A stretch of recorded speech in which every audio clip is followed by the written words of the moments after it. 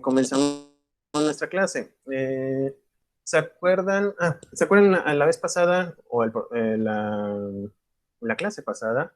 Señalamos que uno de los aspectos más importantes cuando hay una responsabilidad de los estados, pues es la satisfacción internacional. Y no es más que hacer algún acto internacional o algún acto que sea público en el mundo que demuestre fehacientemente algún arrepentimiento o alguna situación de culpa, de reconocimiento de dicha culpa. En este caso, se puede hacer la satisfacción, y esto aquí nos quedamos un poquito antes, es ofrecer disculpas, lo que les comentaba sobre las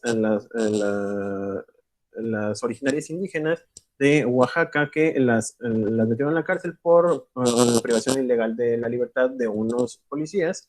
Al final lo que se hizo fue ofrecerle unas disculpas, es decir, ir a ese lugar y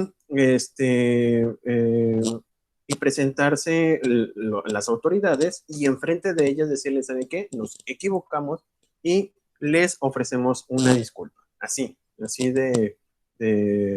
bueno, diría de sencillo, pero las autoridades, cuando pasa eso, créanme que es una sensación o eh, un acto demasiado humillante, incluso para algunos actores de gobierno, porque para empezar, ni siquiera, a lo mejor algunos de ellos ni siquiera lo hizo, y como quiera tiene que ofrecer esa disculpa. Al final de cuentas, es cuestión de egos, pero siempre es válido que una persona, siempre o más del 80% de las situaciones punitivas se pueden resolver primero con una disculpa. Y no solamente en materia penal, sino también en materia civil o mercantil. O sea, con el simple hecho de ofrecer las disculpas, ya baja muchísimo las defensas de la otra parte y sobre todo, bueno, obviamente tiene que haber un reconocimiento de esta parte respecto a la actuación de la misma. Porque si no lo reconoce, pues va a seguir con la pugna, que es lo que siempre pasa en materia civil o mercantil, en donde las personas van hasta las últimas consecuencias por cuestiones de ego o por cuestiones pues yo puedo decir de soberbia, porque si llegaran a un acuerdo implicaría menos desgaste. Imagínense un proceso o un caso en donde pasen más de 20 años con el mismo pleito, con la certidumbre, bueno, sin tener la certidumbre de que algún día va a acabar. No sé si les comenté con ustedes en esta clase, respecto a pues el caso de Mario Moreno Cantinflas y su hijo, creo que se llama Mario Moreno Reyes, en donde incluso este último muere y todavía no habían terminado con el testamento de su papá. O sea, así de grave puede llegar a ser un proceso, o tedioso, más bien dicho. Eh, ese, ese tipo de casos son muy tediosos, muy lastimosos, porque al final de cuentas, eh, quien gana, pues nomás gana la venganza y al final de todos esos años, pues nomás tienes ese disfrute, pero la verdad es que no sé tan valioso, qué tan valioso sea. Es preferible siempre una buena mediación o una mala mediación, pero al final de cuentas, con una disculpa si es que alguien tiene que reconocer algo y posteriormente hacer las acciones correspondientes. Pasa lo mismo en materia internacional. Una vez que se hacen las disculpas, también se puede hacer un reconocimiento oficial del hecho. Ya me acordé cuál fue el problema de la vez pasada. Del hecho ilícito, es decir, nominal damage, es decir, darle esa connotación de culpa y sobre todo señalar que efectivamente sí, nosotros nos equivocamos. Imagínense cuánto actualmente tendría, vamos, por el caso de la línea 12 del metro, si actualmente si hubiera un reconocimiento oficial por parte de la autoridad, quizás aquella familia que tienen ahorita esa frustración de que ha quedado impune porque ya estamos el 14 de junio, fue el 3 de mayo aquella tragedia, y hasta ahorita no ha habido un posicionamiento oficial. O sea, todo el mundo dice y dice y no hay algo así. No, vamos, no hay una disculpa, un reconocimiento por parte de la autoridad de alguna responsabilidad, de alguna culpa. Pasó en el ABC de la guardería ABC, en donde hasta ahorita pues todavía no hay como que una luz al final del camino. O el caso de Ayotzinapa, en donde todavía no hay un esclarecimiento total. La postura oficial, pues ya creo que ya se encuentra, pero en cuestión de determinar, tú fuiste, bueno, vamos, no hay algún elemento en donde de un camino. Y eso a lo mejor no les ha pasado a ustedes, y a mí no, tampoco me ha pasado, pero créanme que esa situación, por empatía, es un sufrir bastante, bastante feo. Bienvenidos. Eh, Luego entonces, cuando hay un reconocimiento de la autoridad, hay como una especie de descanso por parte ya sea de las familias o del otro estado. Es decir, de que si nos equivocamos, nosotros tomamos la decisión y a lo mejor errónea, y por ese motivo hubo alguna pérdida de alguna vida o una pérdida material. Nosotros nos comprometemos a restaurarlo lo más posible. Eso implica un sanamiento o una satisfacción, vamos, por eso el término, respecto al otro estado. Y sobre todo, eso implica también que no haya una fricción, porque si se hace este reconocimiento, lo que va a pasar es de que el otro estado dice que, es que este otro estado, o sea, el que me afectó, pues sabe reconocer y sabe los valores internacionales de una disculpa, o también el de resarcir aquellas obligaciones. Y eso, fuera de enemistar más a los estados, los une para cualquier otra cosa. Recuerden que no es nada más esta situación, también implica cuando hay alguna rencilla entre estados, la posibilidad de que vamos, que ya no haya tratados internacionales con esta persona, ya no haya una relación comercial entre en estos estados, y lo único que va a pasar es que se va a perjudicar. Ya no es nada más a las personas que se les dañó, sino que también todo un estado, todo un país se ve afectado por esa situación, y todo se puede resolver a través de un reconocimiento, una disculpa, o bien, como pasa en el siguiente orden, hay acciones correctivas o ejemplares que no consisten solo en sancionar a los responsables del acto en cuestión, sino en castigar conductas semejantes. En México, lo que se hizo fue un resarcimiento general o sea, la sociedad de algunos actos, como el caso de Radilla Pacheco. No solamente hubo un ofrecimiento de disculpas, no solamente hubo un reconocimiento oficial por parte del gobierno. En aquel entonces, me acuerdo, la familia de Radilla Pacheco se le ofrecieron las disculpas, se hizo un reconocimiento oficial por parte del Estado que en aquel entonces secuestró, bueno, privó de la libertad a esta persona, sino que también se hicieron las modificaciones en el ordenamiento jurídico de México para que ya no se volviera a dar esta situación, o bien se mejorara en la protección de los derechos humanos que no se encontraba en su momento. Recuerden que antes del 2011, México tenía solamente el respeto de garantías individuales. No sé si también les comenté, es como cuando ustedes compran un electrodoméstico, la garantía es salvo a este límite, yo tengo la posibilidad de resarcir a cualquier daño que haga la autoridad. Es decir, yo te garantizo que cuando llegues aquí a México, vas a tener esto y esto, pero no te voy a responder si haces esto, que es lo que señalaba en ese momento en la primera parte de nuestra Constitución. Solamente te decía, yo te voy a proteger en esas situaciones, sí, solo sí, tú respetas esto y esto. Como decían, cuando violenta, por ejemplo, a un tercero o a un derecho de un tercero, era siempre común de que cuando pasaba esto, pues simplemente no se seguía el procedimiento. Actualmente, gracias a estas modificaciones, lo que hace es no solamente se protegen las garantías, sino que también se protegen los derechos humanos desde el momento en que se hace la violación. Y esto es impresionantemente radical desde el 2010, desde el 2011 hasta acá, porque con eso nosotros por cualquier derecho internacional o cualquier derecho que esté reconocido en nuestra Constitución, nosotros lo podemos defender a través del amparo o bien, para mi caso, como ejemplo de mi caso, sería la protección de los derechos político-electorales. ¿Ok? Y por último, las acciones disciplinarias y de castigo contra los responsables, que prácticamente o muchas veces no se da, les soy sincero, porque cuando pasa esto, cuando ya llega a la Corte Interamericana, pues a lo mejor ya incluso ya fallecieron o vamos, ya están en otro lado, en donde ya no es posible ser más específicos en cuanto a las sanciones.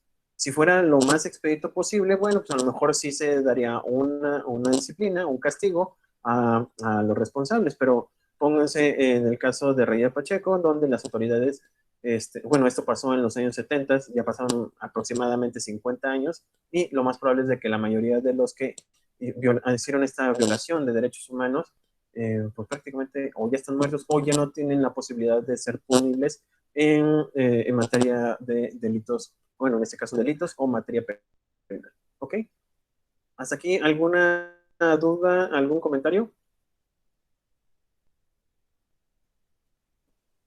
Bueno, si tienen algún comentario, con todo gusto me pueden interrumpir y yo los voy a atender como es debido.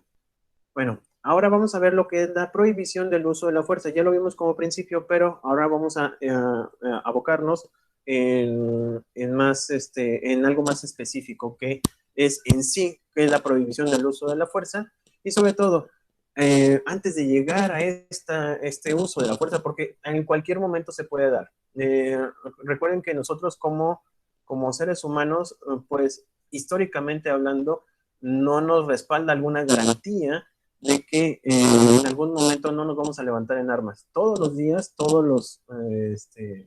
diría todas horas, pero quién sabe.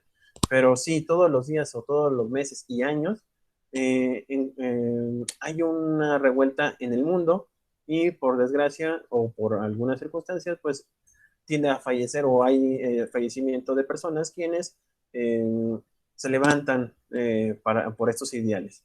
En muchas ocasiones, estos ideales implican el derrocamiento de una autoridad. Es decir, estas personas están, ¿cómo les podría llamar?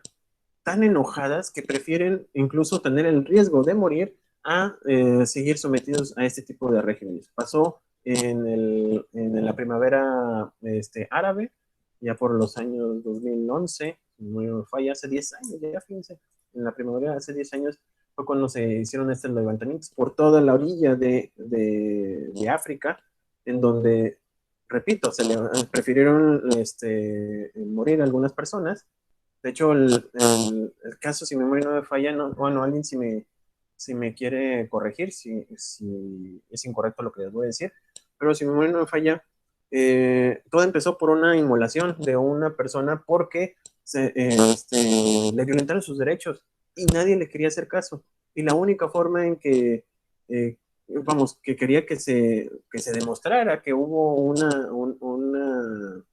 que le infligieron a esta persona sus derechos, fue inmulándose, al grado de que eso levantó las alertas en ese lugar y posteriormente pues hubo una afrenta respecto a las autoridades. En lo particular, siempre se trata, o las organizaciones internacionales tratan de evitar estas situaciones. ¿Cómo se trata de evitar? Muy sencillo, bueno, lo digo de una manera muy sencilla, la verdad es que no lo es, pero de manera interna, estar vigilando a los países. Siempre va a haber hay un foco de alerta. Aquí en México, pues prácticamente no estamos muy estables todavía como para ser alerta de organizaciones internacionales, pero se han levantado, por ejemplo, en Venezuela o en algunos países árabes, en donde el conflicto es tan grande o ha sido tan elevado que empieza a haber así, reuniones incluso en el Consejo de Seguridad para establecer qué tan graves están los conflictos en un país como para poder intervenir. Pero para ello siempre va a haber una situación que es la de paz. Siempre hay que buscar y hay que señalarle al país si tienen, que tienen algún tipo de conflicto, irlos tanteando, por decirlo de una manera burda, irlos tanteando hasta tener el conocimiento total de la situación en ese lugar, porque va a haber un momento en donde si están muy tenso las relaciones, pues va a haber un levantamiento. Así también puede pasar entre algunos países.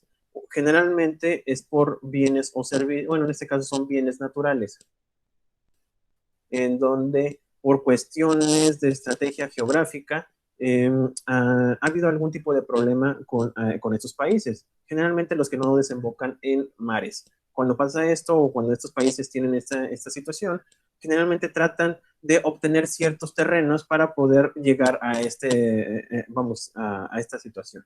Hay algunos que sí han logrado tratados internacionales y sobre todo han mantenido la paz y otros que la verdad es que no ha pasado así.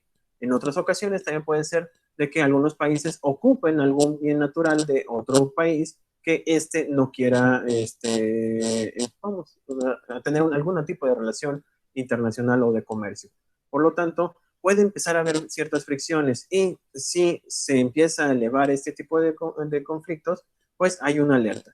Si de plano estas alertas o todos estos mecanismos internacionales llegan a fracasar, pues tenemos otro tipo de derecho que se va a emplear, que es el derecho a la guerra, o jus ad bellum, o bien reglas sobre los medios y formas admitidos para la conducción de la guerra.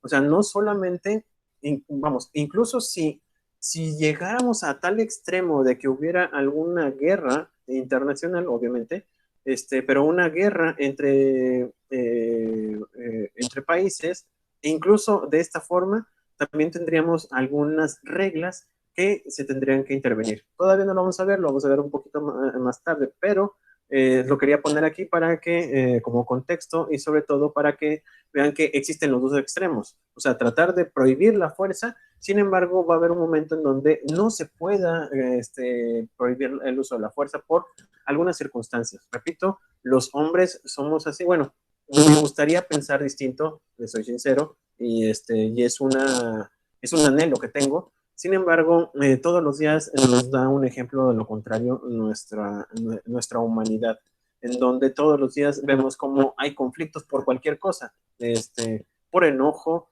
por egoísmo, por rabia, por todo lo que ustedes gusten, todos los días hay un tipo de conflicto que tarde o temprano uno de ellos puede ser más elevado que otro y no se pueda contener a través de la prohibición de la fuerza y sobre todo cuando no se pueda llegar a una solución pacífica de controversias. ¿Ok? Luego entonces, en nuestra carta de la ONU o la de San Francisco, nos señala en el artículo 2 que se prohíbe por completo el uso de la fuerza en sentido de un instrumento físico de poder. O sea, yo no voy a someter a otro país solamente por el hecho de poder hacerlo.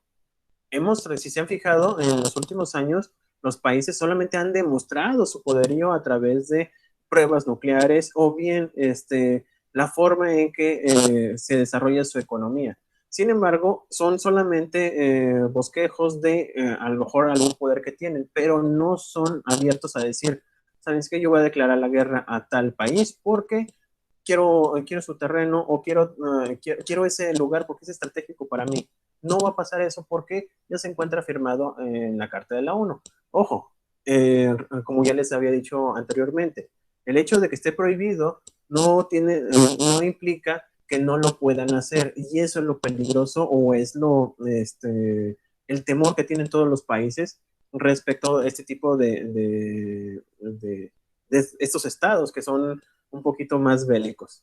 También comprende todo ataque violento de carácter militar y va más allá de la prohibición de llevar a cabo una agresión. esto se pone por una cuestión que hubo, me imagino yo que ustedes conocen lo que es la Guerra Fría, y hubo un momento de tensión bastante grave, incluso pudo haber habido una tercera guerra mundial por esta situación. Resulta ser de que Rusia lleva armamento con sus camaradas cubanos, y en aquel momento, estamos hablando de los años 50, hay una tensión tan grave en el mundo, porque en cualquier momento, si uno se enojaba, podía atacarlo y estaba literalmente a pie de cañón para atacar a un país. Y el otro, si hacía eso, pues obviamente le tenía que declarar la guerra porque implicaba una invasión a sus dominios. Entonces, esa tensión era, era de carácter militar. No se dio gracias a todo lo que ustedes quieran, pero por el destino, naturaleza, un ser divino, lo que ustedes gusten, pero afortunadamente no sucedió. Pero hubo una violencia o como una especulación de carácter militar en donde decían, es que tú retírame esos misiles de este lugar porque yo lo estoy tomando como una amenaza. Y el otro decía, pues que yo soy amigo de este país y los dos hicimos un convenio, un acuerdo para tener aquí estos armamentos. Entonces, esa situación en verdad fue muy, pero muy importante en la historia, al grado de que pues pudo haber habido algo mucho más grave. También se encuentra restringido dentro de la violación de una frontera mediante el uso de la fuerza y la agresión o el apoyo de grupos armados que entren a otro estado.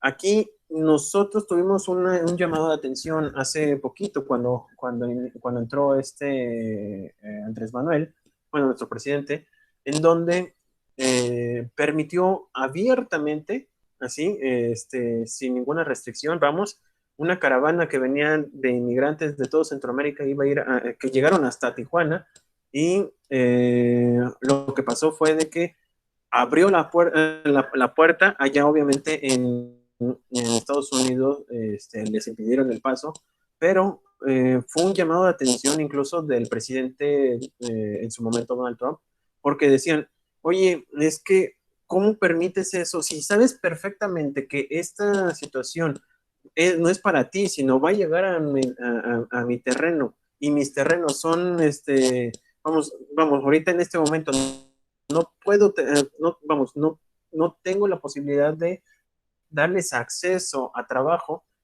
por cuestiones como las que ustedes vean en Estados Unidos, pero pues con toda la verdad de que, vamos, o sea, que permitiera que hicieran esto, eh, llegó un momento en donde hubo un regaño por parte de Estados Unidos hacia México, como un extrañamiento diciéndole, pues que no puedes hacer este tipo de cosas. Al final, pues lo que pasó fue de que de toda esa caravana, pues que se quedaron aquí en México. Y cuando llegan a México, México se da cuenta a su vez de la situación que pasa con Estados Unidos. Es decir, de que si la gente se queda en nuestro país y nosotros no tenemos suficientes recursos para mantenerlos o para tener esa dinámica económica para sostener estas personas, pues lo más probable es de que al momento de no tener recursos económicos, pues puedan llegar a aquellos actos de vandalismo o delincuencia.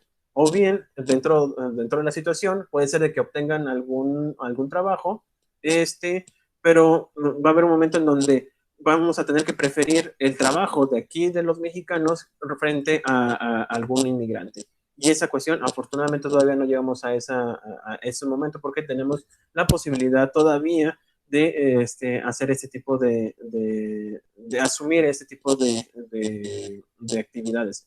Pero para el caso de Estados Unidos, en donde, vamos, cada día entran más personas a trabajar allá por el sueño, le llaman el sueño americano, y resulta ser de que ya no hay posibilidades, llega un momento en donde hay un conflicto de a quién prefieres emplear, sino a un connacional, a un ciudadano o bien a un inmigrante. Y por desgracia, pues por eso hacen las distinciones, que quizás a lo mejor estén un poquito mal encaminadas, pero sigue siendo una defensa del pueblo en su momento, en su país, ¿cómo se llama? De impedir que alguien esté utilizando o esté obteniendo recursos del extranjero cuando deberían de dárselos a esa población. Y esa situación genera mucha tensión.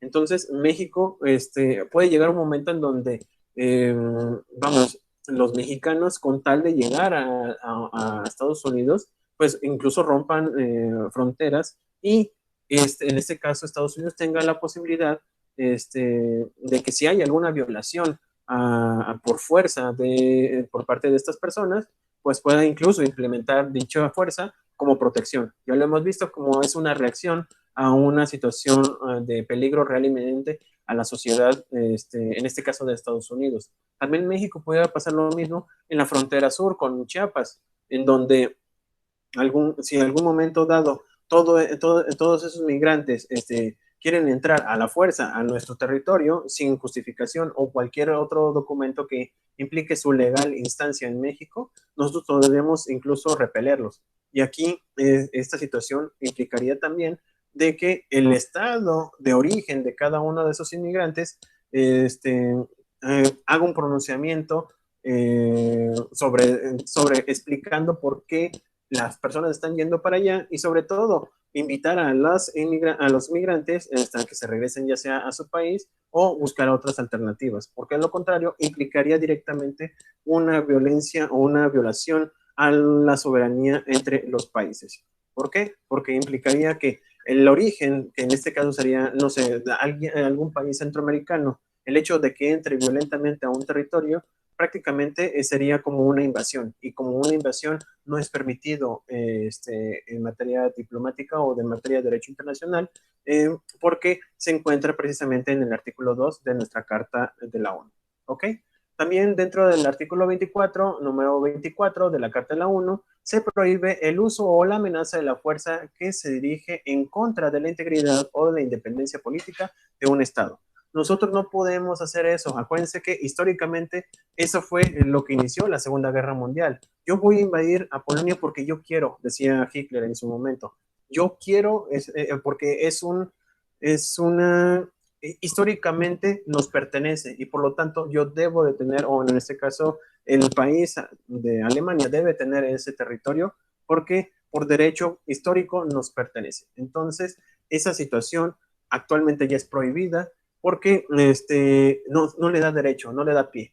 México, por desgracia, le ha pasado o le pasó muchas veces, por eso hemos perdido más de la mitad de nuestro territorio, porque de buenas a primeras hubo guerras, hubo batallas por cuestiones económicas y esa fue la justificación para obtener, bueno, hay un convenio, un tratado, una capitulación en donde nos exigen el pago de una indemnización, en este caso del estado de Texas y en su momento también de Estados Unidos, porque cada uno se fue independizando, pero esta situación ya no se puede dar así de sencillo. Tiene que haber algunos otros elementos y sobre todo tiene que haber la simpatía o el acuerdo de varios países que se encuentran actualmente en el Consejo de Seguridad. Si existe algunos elementos o algún ambiente de carácter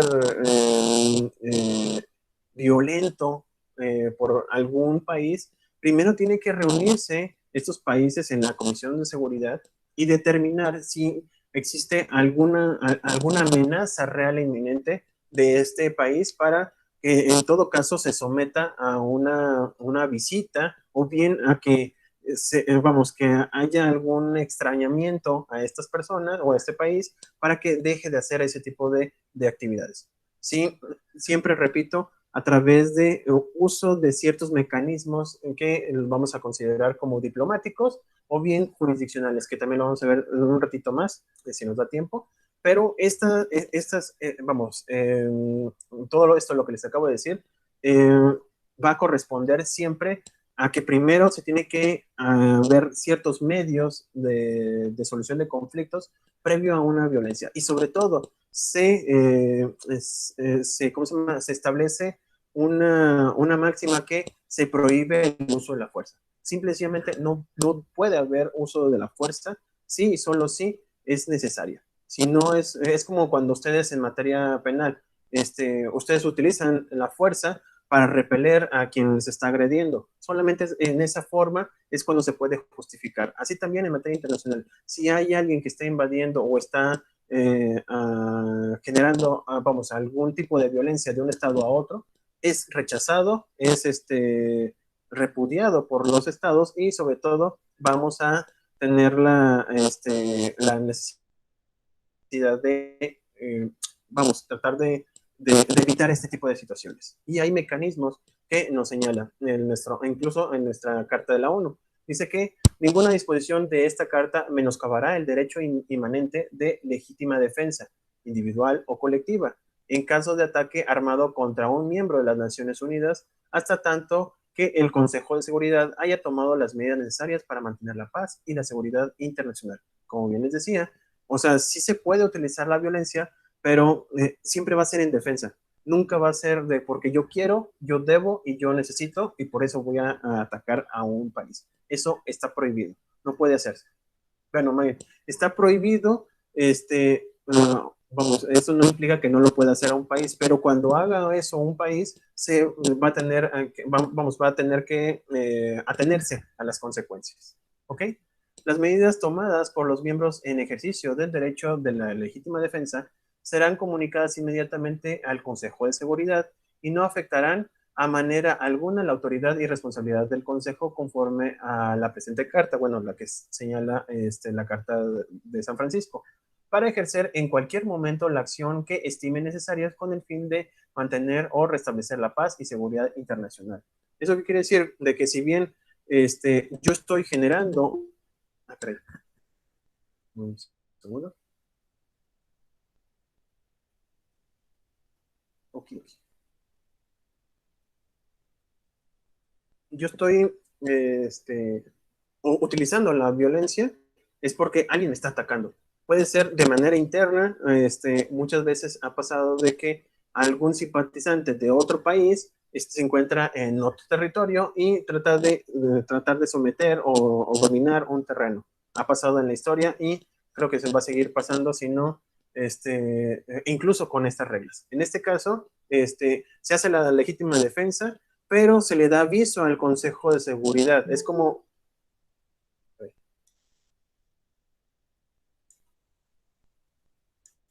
Okay. Se le da aviso al Consejo de Seguridad, es como cuando ustedes, si por alguna razón alguien se mete a su casa, ustedes en legítima defensa lo puede atacar, bueno, defender, utilizar algún medio propio o propicio, que ahí siempre he tenido como que una dicotomía, porque no sé en qué momento yo pueda atender esa situación. Cuando siento que alguien está, al momento de que alguien se encuentra en una casa, pues no sé qué tan violento o qué tan noble pueda llegar a ser esa persona, sobre todo cuando está en un lugar de que ni nadie lo invitó, ni mucho menos tiene relación. Uno como dueño de una propiedad se siente invadido, se siente despojado de su lugar y lo que quiere es rechazar esa situación. Entonces, no sé qué tan importante sería que en algún momento se hiriera a esa persona o bien amagarlo de tal manera de que quede inhabilitado para utilizar alguna herramienta o algún arma. Así también en materia internacional, el Consejo, vamos, cuando pasa esa situación a un país, le dice al Consejo de Seguridad que para nosotros podría ser como la policía.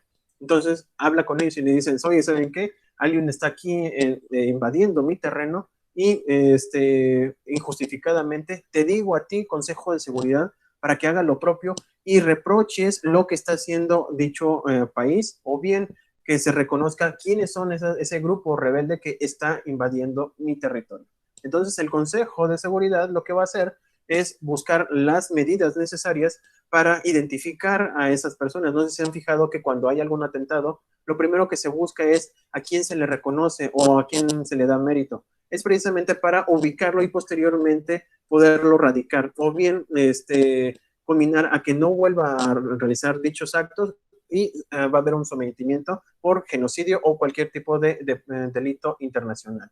Así también, cuando pasa esto, pero nosotros tenemos que decir, o sea, el país que le ha sido invadido su territorio, tiene que señalarlo y debe de generar como la noticia o dar el aviso oportuno para que se pueda determinar como una autodefensa. También el derecho de autodefensa cubre todas las medidas que el Estado defensor pueda razonablemente considerar necesarias para que el ataque, para parar, perdón, el ataque de manera eficaz y definitiva. Así ustedes en su casa, si ven que una persona tiene una pistola, bueno, yo en lo particular yo no iría. Yo me encerraría, hablaría a la policía para poder, pues para poder evitar esta situación. Y ya si de plano no es posible, pues tratar de amagar a esta persona, bueno, someter a esta persona con cualquier medio, incluso la utilización de alguna herramienta para poder someterlo. Si por alguna razón esa situación se va más allá, eh, vamos, al final de cuentas, en la vida de la persona quien se está protegiendo. Por lo tanto, estaríamos como que en un nivel de defensa similar. Así también en materia internacional. O sea, en algunas ocasiones, no sé si han visto en Rusia sobre todo, cuando existen extremistas que llegan y secuestran a personas. Allá sí son bastante radicales, yo diría, en donde, no sé si alguien vio la noticia en un teatro en Rusia, donde los rebeldes solicitaban, no me acuerdo, no sé, no me acuerdo qué fue lo que estaban solicitando, y lo único que hizo la autoridad rusa era no negociar y los mataron a todos, todos por igual en ese lugar. La defensa o la autodefensa es, prefiero que mueran una cantidad X de personas a que violenten toda la sociedad rusa. Era lo menos por lo más. Al final, pues, lo que hicieron fue honores a estas personas que fallecieron, los que se encontraban en ese teatro, y los terroristas lo que hicieron fue pues buscar quiénes, de qué grupo eran para poder dirigir su atención o bien dirigir sus ataques a estas personas. Así también hay algunos países que son extremos, como acabamos de señalar, o bien no son tan extremos, pero sí tratan de buscar como una media para que no sea tan gravoso tanto la de autodefensa como el ataque hacia estas personas. ¿Ok? Bueno, la autodefensa es el uso de la fuerza para la protección de las naciones en el extranjero, de los nacionales, perdón, en el extranjero. Dentro de esta doctrina se le otorga al Estado la posibilidad de llevar a cabo la salvación por medios violentos de los propios nacionales en caso de una amenaza, lo cual apoya al derecho internacional, a la vida, a la integridad corporal. Dentro del derecho internacional cada vez toma mayor fuerza la tendencia que admite una cierta medida de protección violenta de los derechos humanos más elementales. Es decir, yo voy a ser más violento para la protección de la vida. Es decir, violento, aquí hay como una ponderación de derechos. Yo prefiero violentar ciertos derechos para proteger el más importante, que es el de la vida. Así también, cuando existen en algunos lugares, no sé si hay una película de un consulado, ya se me olvidó, creo que fue en Suecia, en donde para proteger la vida de sus connacionales en una guerra interna, una guerrilla interna de un país, lo que decían era protegerlos a través del consulado o bien de la embajada. Pero para poder hacer eso, obviamente, pues hubo algún tipo de violencia para rescatar a esas personas, ir al lugar donde se encontraban, rescatarlas y someterlas o ponerlas en un terreno. Entonces, si se fijan, hubo una violación de ciertos derechos internacionales, pero fue para defender la vida de sus connacionales. También de un estado de emergencia. Puede ser una restricción adicional de la prohibición del uso de la fuerza que se discute en la doctrina moderna del derecho internacional, en la relacionada con el estado de emergencia o la de necesidad. Se trata de las medidas para la protección de un estado o de los bienes jurídicos nacionales más elementales. El estado de emergencia se suscribe a un peligro directo que no se encuentra relacionado con una violación de derecho internacional por parte de otro Estado. ¿Esto qué quiere decir? Que en algunas situaciones, con tal de defender o proteger algún bien nacional, se trata, se va por la tangente y tratan y utilizan la fuerza para poder proteger dichos bienes. Muchas ocasiones lo que pasaba, bueno, históricamente podemos tener un claro ejemplo. España y Nueva España eh, tenían la facultad los navegantes o los barcos que llevaban el oro de Nueva México, de Nueva España, perdón, a España, lo que hacían era a protegerse a través de ya sea cañones o ya sea, porque acuérdense que habían piratas y habían los corsarios. Entonces, en ese traslado, lo que podían hacer incluso era aquellos navíos que eran considerados de otros países que podían tener algún tipo de amenaza, lo que hacían era derribarlos o destruirlos con tal de proteger lo que era el bien en este caso, del Reino de España. Era permitido, bueno, a través de la costumbre se permitió este tipo de situaciones porque en teoría quienes los atacaban eran personas malas, no sé cómo podemos definir así, pero eran personas que amenazaban con quitarle los bienes a estos barcos reales del reino, bueno, en este caso de la monarquía española en su momento, y por lo tanto tenían ese privilegio o ese derecho. No solamente era repelerlo, sino también destruir ese tipo de barcos. Así también en la actualidad existen algunos elementos, sobre todo porque todavía existen piratas en algunos mares, ya sea del Caribe, literalmente son piratas del Caribe, o bien este lado sobre todo en la parte de las costas ya sea del este o del oeste, ¿cómo se llama? De África. Hay gente que se dedica, obviamente, al dominio bueno, al secuestro ciertas embarcaciones. Entonces, algunos estados, al ver violentados algunos barcos de su nación, pueden ir incluso a esos terrenos y atacar a estas personas que están violentando los derechos de sus conacionales. ¿Ok? Yo creo un poquito más, ya casi terminamos. Aguántenle tantito y para que se pongan a estudiar. También existe lo que es bueno, dentro de la autodefensa está la intervención humanitaria, que es la protección por parte de otros países por medio de la fuerza o con las amenazas de hacerlo de grupos de población vulnerados. Muchas ocasiones, la gran mayoría de las ocasiones, sobre todo del Medio Oriente, en donde hay una batalla religiosa o hay una batalla de terrenos, eh, pues siempre va a haber, lamentablemente, daños colaterales.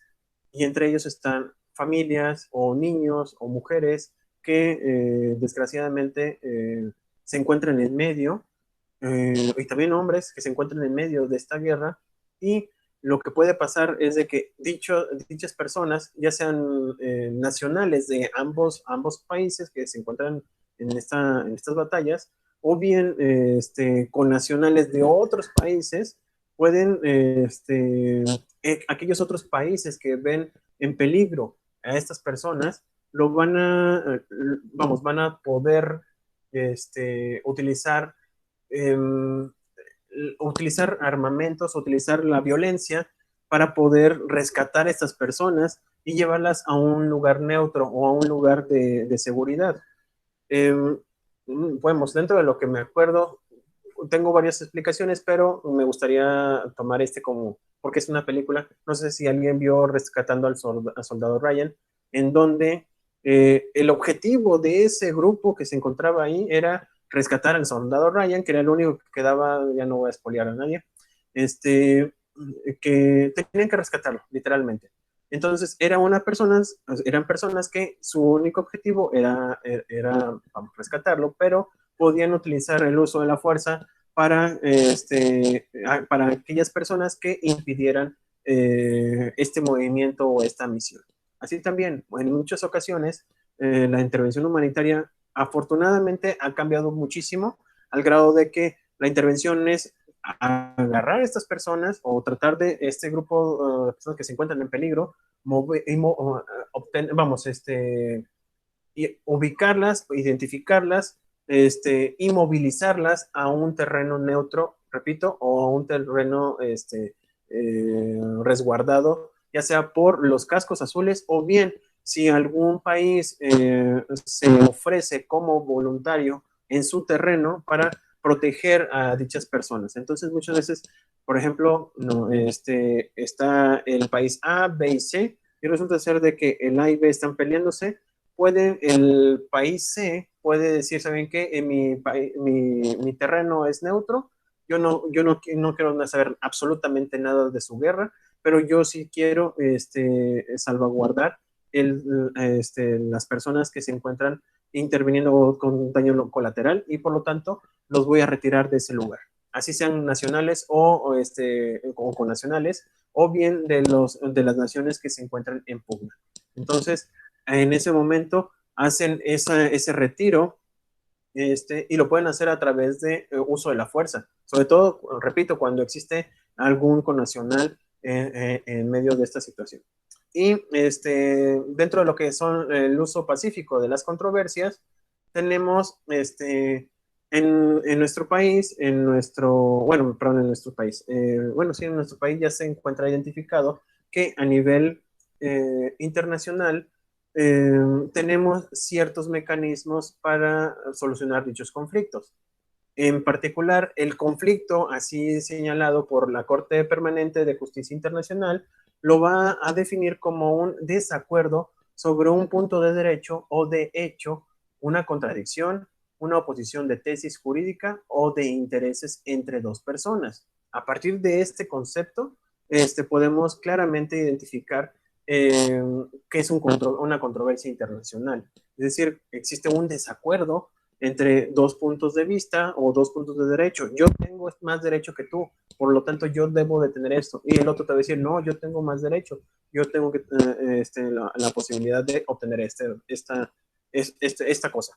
Entonces, esta fricción la podemos llamar como un diferendo, un litigio, una disputa o un conflicto. Cuando son internacionales, se opone entre si a dos estados o dos sujetos de derecho internacional son los que se encuentran en esta circunstancia. Aquí lo único que va a variar es quién es el sujeto. Puede ser una persona que tiene un conflicto con otra persona física, o pueden ser personas morales, pero aquí en lo particular es de que dos estados con una soberanía particular son las encargadas de tener este conflicto, esta discordia entre dos puntos de derecho. Para probar la existencia de una controversia, no solo hay que demostrar que hay una divergencia de puntos de vista entre dos partes respecto de un punto de hecho o de derecho, sino que también es necesario probar que la pretensión de una de las partes enfrenta a una oposición manifiesta de la otra parte. Lo que le decía, si uno dice que tiene el dominio, por ejemplo, de un terreno, pues tiene que demostrarlo obviamente por cuestiones históricas. Si la otra persona señala que es suyo ese terreno por cuestiones, es que hay varios cuestionamientos, pueden ser legales, históricos o la simple costumbre, lo que pasa con Palestina, con Israel. Formalmente es el que se le entregó esos terrenos fue a Israel, pero Palestina o el Estado palestino se encuentra, siempre ha estado en los terrenos que actualmente que se encuentran ahorita en la Franja de Gaza, bueno, toda la parte que se conoce como la Tierra Santa, para nosotros y también para los distintos, para las otras religiones. Entonces, si se fijan, cada uno tiene su punto de vista y sobre todo cada uno va a querer defender la misma. Por lo tanto, existe un conflicto. ¿Ok? Y ya casi terminamos. El derecho internacional y las cartas de, la Carta de las Naciones Unidas, perdón, imponen a los estados la obligación de solucionar sus controversias internacionales por medios pacíficos. Mucho ojo, esto es importantísimo. no, ya, como ya les había dicho, si se les prohíbe la violencia o el uso de la fuerza, por lo tanto, o ergo, tiene que ser a través de medios pacíficos. Sin recurrir a las amenazas, como nos pasó en nuestra historia, o el uso de la fuerza, como también nos pasó en nuestra historia, en las dos siempre nos han amenazado y siempre nos lo han cumplido, pero no les imponen determinados medios de solución. La elección de un medio determinado depende del acuerdo entre los estados en litigio. No sé si se acuerdan hace poquito, cuando hubo un conflicto, hace un año de hecho, Bolivia, hubo un conflicto de las autoridades por una cuestión de, precisamente de reelección, qué cosas, ¿verdad? En donde este conflicto interno implicó la salida en su momento de Evo Morales. Entonces, el conflicto era interno y nosotros como países neutrales lo que hicimos fue, o que queríamos hacer, era buscar un medio pacífico para resolver ese conflicto interno de ese estado.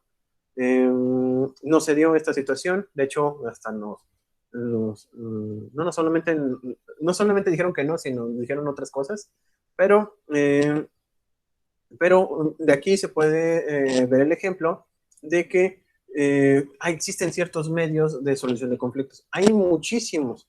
Nosotros conocemos algunos, vamos a estar explicando lo que sigue en este parcial, cuáles son los otros medios pacíficos y después vamos a ver lo que son los medios jurídicos, que también son dentro de los medios pacíficos, y al final vamos a ver lo que es la solución de fuerza, es decir, las soluciones de guerra.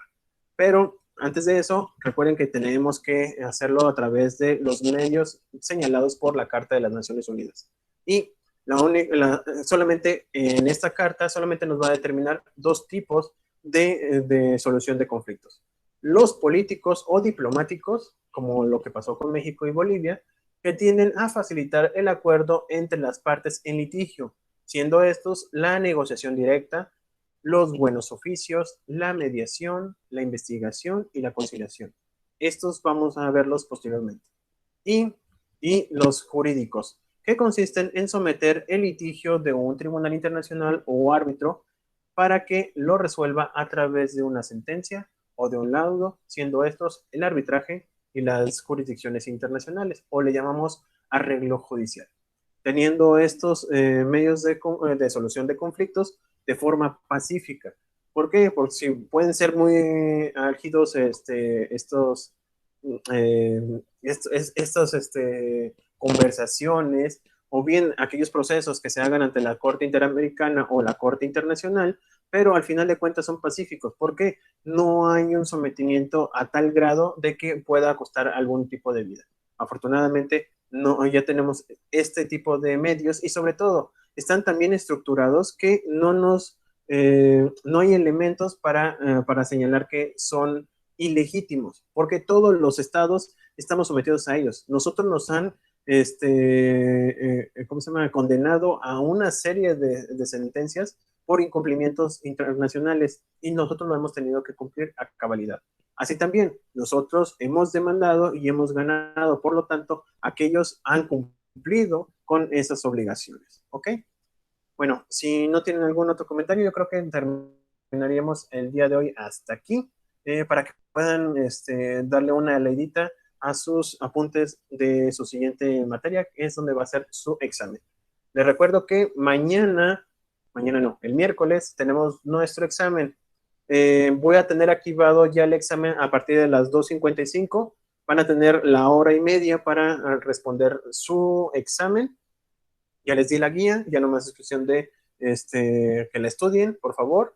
Y cualquier duda, repito, si tienen algún problema, entren ahorita a su plataforma para que la revisen. De hecho, la tienen que revisar el día de hoy porque acuérdense que tienen una actividad pendiente conmigo. La tienen que entregar el día de hoy antes de las 23:59. Entonces, súbanla, si los que no lo han hecho, y los que ya lo hicieron, vuelvan a revisar, que puedan entrar a la plataforma para poder a cargarles el examen, ¿sale? Si tienen algún otro comentario o alguna opinión al respecto, háganlo en este momento.